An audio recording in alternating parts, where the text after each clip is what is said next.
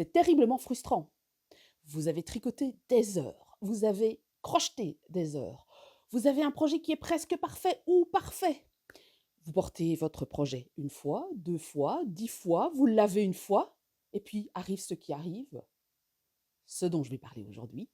Pourquoi est-ce que la laine bouloche?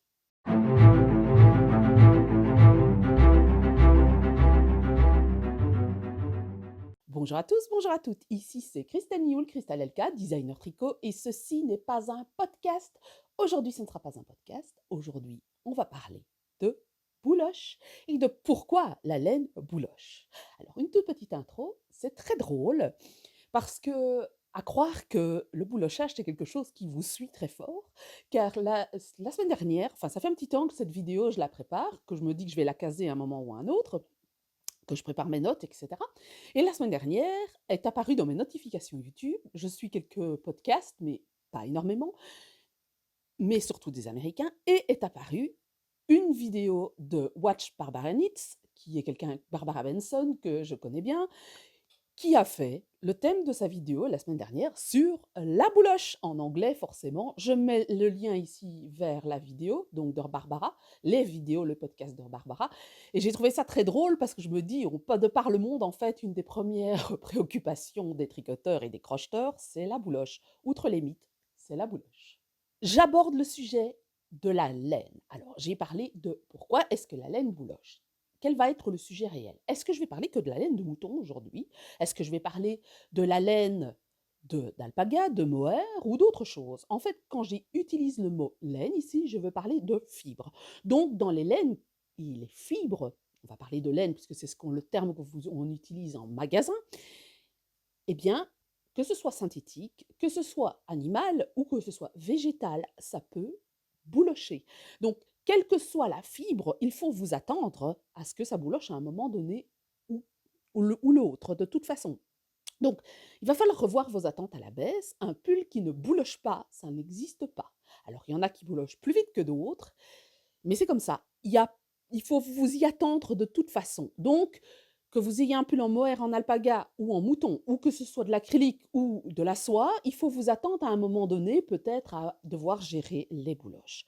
Donc, mais il y a des moyens de comprendre pourquoi ça bouloche, de comment lutter contre la bouloche et que faire quand ça bouloche. Donc, je vais détailler ici, juste après, pourquoi est-ce que physiquement, la dynamique qui crée la bouloche. Tout d'abord, premier cas de figure. Il faut savoir que c'est multifactoriel, la bouloche. Ça peut être lié à la qualité de la laine, ça peut être lié à la fibre, ça peut être lié au filage. Donc, c'est multifactoriel. C'est pas parce que vous allez acheter un pull en fibre longue que ça ne va pas boulocher. Donc, tout ce que je vous dis, ce sont les raisons, et puis il faut apprendre à gérer ça et voir pourquoi ça ne va pas. Et puis, il y a des laines qui boulochent plus que d'autres. Voilà, c'est comme ça. Donc, tout d'abord, le premier cas, c'est les fibres. Si vous vous souvenez, je vous ai parlé des fibres de mouton. Alors, la fibre, c'est comme un cheveu, je vous montre une photo ici, qui est plus ou moins longue en fonction de l'animal, qui est plus ou moins longue en fonction de la production ou de la plante. Alors, il y a des fibres courtes et il y a des fibres longues, et puis il y a des fibres qui se trouvent entre les deux. On a particulièrement dans la sphère animale des fibres courtes qui sont notamment le yak, le chameau et le cachemire. Alors, le yak, le chameau, pourquoi? Parce qu'en fait, ce n'est pas le poil qu'on utilise, mais bien le sous-poil, donc une sorte de duvet, ce qui est relativement court. Vous avez aussi le kiviut. Alors, je ne sais pas si vous connaissez ce que c'est que le kiviut. C'est une laine qui est utilisée à partir de poils de bœuf musqué. Et comme ce ne sont pas des animaux qu'on élève facilement, le bœuf musqué, c'est quand même très très gros, c'est pire que le bison, eh bien, on récolte en fait le duvet après l'hiver lorsqu'il mue sur les arbres et on en fait du kiviut. C'est pour ça que c'est une fibre très chère. Donc ça, ce sont des fibres courtes. D'ailleurs, si vous êtes un fileur, vous le savez, on ne file pas de la même manière une fibre courte qu'on file une fibre longue et que c'est quelquefois compliqué. Quelquefois, on va utiliser une manière de pouvoir filer. Alors, je ne vais pas vous détailler les techniques, mais c'est pas si simple que ça de filer la fibre courte. Et puis, à l'exact opposé, dans les fibres animales, vous avez des poils de mouton qui sont très longs, par exemple, et des poils d'alpaga qui sont très longs. Donc, par exemple, le Lincolnshire, le Wensleydale sont des poils de mouton qui sont très longs. Donc, quand vous choisissez votre fibre, renseignez-vous sur quel est l'animal qui a produit cette laine. Donc, par exemple, dans le cas de l'alpaga, je l'ai dit sur la vidéo sur l'alpaga, il y a deux types d'alpaga. Il y a le Huacaya et il y a le Suri. Le Huacaya, il a une petite fibre plus courte, alors pas nécessairement très courte, ça dépend un peu de l'âge de l'animal et de la tonte. Cette fibre, elle est très ondulée, et puis à côté, vous avez le Suri qui, lui, a un long poil fin. Donc le long poil fin du Suri va boulocher moins que le fil de l'alpaga. Ensuite, il faut savoir que, par exemple, en fonction de l'âge de l'animal, vous aurez des fibres plus longues que un animal plus jeune aura une fibre plus courte qu'un animal plus âgé.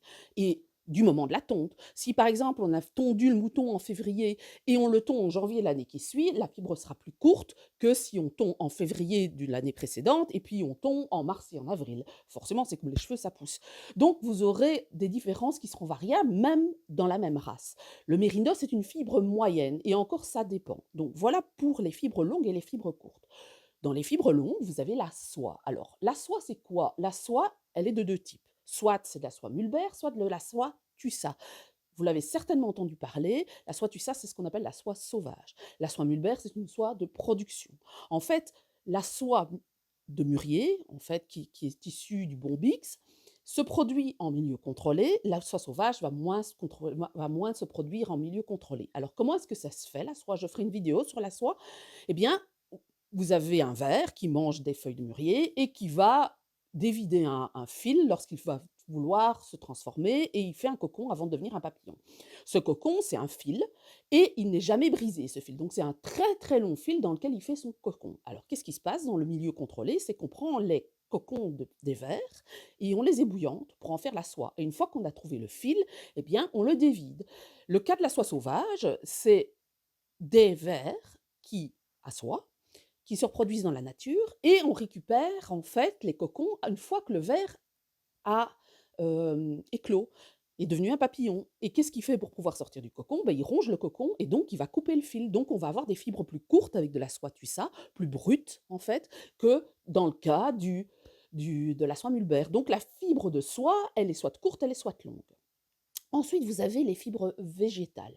Alors, certaines fibres végétales, je l'en ai parlé quand j'ai parlé de l'acrylique, certaines fibres végétales sont des fibres bio-végétales et certaines sont végétales. Par exemple, le coton, la lin et le chanvre, ce sont des fibres qui sont très longues, on n'utilise pas nécessairement de produits chimiques pour transformer et en faire une pâte, comme j'ai expliqué quand on utilise et qu'on fait du bambou ou qu'on fait du soja ou ce genre de choses. Ici, on utilise vraiment la fibre brute, puis on va teindre, on va traiter, on va peut-être blanchir dans le cas du coton, mais on garde la fibre telle qu'elle est.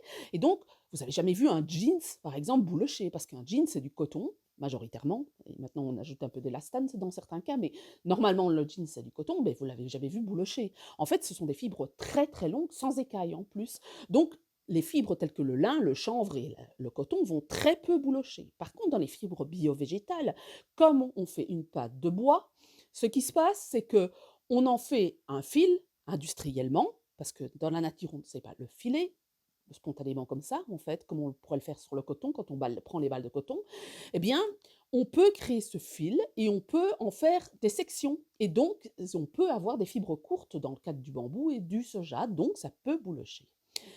Et dans le cadre des fibres synthétiques, je vous en ai parlé il y a 2 semaines, je pense. Dans les cadres des fibres synthétiques, vous avez des fibres synthétiques qui boulochent énormément parce que c'est dans le processus de production qui fait que ça bouloche. Par exemple, l'acrylique va boulocher beaucoup plus que le nylon. Donc, c'est à savoir, il y a, voilà, ici, le phénomène de la fibre courte et de la fibre longue. Alors, pourquoi est-ce que la fibre courte bouloche plus que la fibre longue? Eh bien, qu'est-ce qui se passe? C'est que quand on file, donc ici, on va parler du processus du filage qui a une importance aussi. Quand on file un fil industriel ou qu'on file un fil au rouet, on procède de 2 manières. Soit on fait un fil cardé, soit on fait un fil peigné.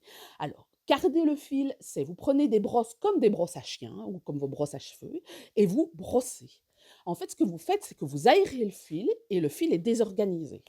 Dans le cadre du peignage, alors dans le cadre du peignage au niveau, du filage, en fait, on va juste peigner. Donc peigner, on va utiliser un peigne avec des dents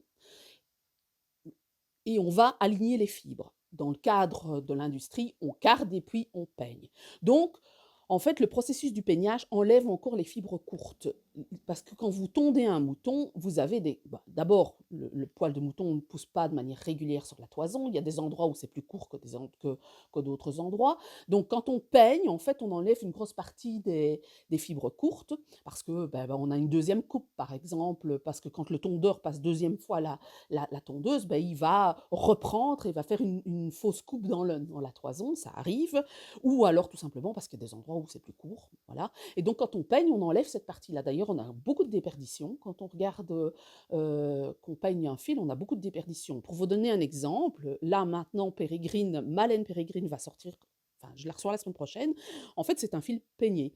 Donc, on est parti, on a acheté 790 kilos de laine et on obtient 350 kilos de fil. Donc, on a une perte de plus de 50%, non seulement avec le lavage parce qu'il y a le soin, mais aussi parce qu'on a gardé et parce qu'on a peigné. Et quelquefois, la déperdition au niveau du peignage, elle est de 30% de la fibre de base parce qu'on enlève les fibres courtes. Donc, tout ça pour dire que, voilà, déjà le processus du cardage et du peignage fait que, dans le cadre du cardage, comme on désorganise le fil quand on va filer, le fil, il va partir dans tous les sens, donc il a plus vite tendance à boulocher que quand c'est peigné et que c'est bien lisse et bien dans le même sens. Donc un fil cardé va plus vite boulocher qu'un fil peigné.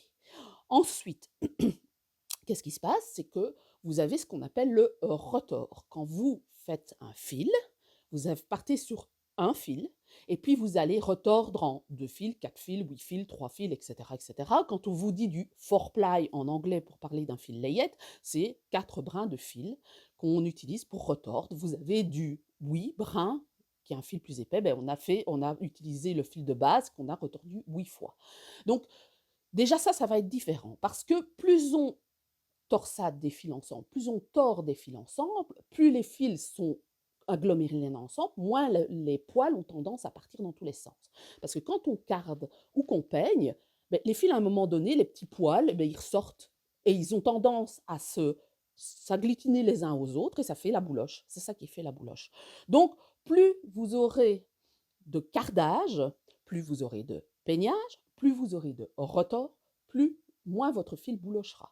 Donc un fil, ce qu'on appelle les célibataires, les singles, je parle du mérinos par exemple, que vendent pas mal les teinturières, va boulocher plus rapidement qu'un fil qui a été retordu 4 fois, 6 fois, 8 fois, parce que c'est juste de la dynamique. En fait, on tourne une fois un fil et puis on le retord 4 fois, 6 fois, 8 fois, et donc forcément on emprisonne plus facilement les poils ensemble. Donc un fil single boulochera beaucoup plus vite un fil à retors. Un fil retordu 2 fois va boulocher plus vite qu'un fil retordu 4 fois. Un fil retordu 4 fois va boulocher plus vite qu'un fil retordu 4 fois. Et vous avez ce qu'on appelle des câblés, donc une sorte de câble en fait. Votre fil câblé, comme il y a une structure, si vous voulez, au fil, on tricote un peu un câble, ça va ça va se retordre plus facilement moins facilement qu'un fil 8 brins. Et puis, quand vous avez ce qu'on appelle les fils soufflés, on pense particulièrement, le pull qui est derrière moi, c'est de la stonewash, donc le cœur, c'était de l'acrylique avec du... Non, le cœur, c'est du coton et on a soufflé de l'acrylique dessus. Comme on souffle la fibre, elle n'est pas vraiment retenue, ça va boulocher plus vite qu'un fil retordu. Donc ça, c'est au niveau du peignage et du cardage, donc au niveau de la fabrication du fil. Donc non seulement vous avez le jeu de la fibre courte ou de la fibre longue, vous avez aussi le jeu du peignage et du filage, et puis il n'y a rien à faire, il y a la qualité du fil qui fait. Quand vous avez des fils qui ne sont pas bien peignés, que vous avez des fils qui ne sont pas bien cardés, pas bien retordus, ça peut boulocher indéniablement, ça peut boulocher. C'est pour ça que quand je vois un commentaire en me disant: «Oui, mais moi j'ai utilisé de la soie, ça bouloche». Mais pourquoi est-ce que ça bouloche? Est-ce que ça bouloche parce que le tissage n'a pas été bien fait? Est-ce que le fil est un single ou pas? Est-ce que même si ce sont des fibres longues, ça peut boulocher à un moment donné. Est-ce que c'est de la soie tussa? Est-ce que c'est de la soie de mûrier? Donc ce sont plein de questions à se poser qui font que, ben, ça peut boulocher et d'autres, ben, le cachemire va boulocher plus facilement que la soie, c'est très clair. Donc voilà, une des raisons pour lesquelles enfin, les raisons pour lesquelles le fil peut boulocher. Mais il y a pas que ça. Le boulochage, c'est dû à quoi aussi? C'est dû au fait que parfois, beh, vous avez des zones de frottement. À force de frotter votre, votre laine, eh beh, ce qui se passe, c'est que, bah, elle va s'abraser et donc, bah, il y a des fibres qui vont se casser et ça va faire des petites bouloches et vous avez des zones de frottement qui sont très spécifiques, en dessous des bras, au niveau des manches, au niveau des seins, au niveau du ventre, parfois dans le dos, en fonction de la façon dont vous vous positionnez, de votre travail, si vous êtes beaucoup assis, si vous êtes beaucoup debout, si vous avez un ventre proéminent ou pas, si vous avez beaucoup de seins ou pas, si vous avez une barbe.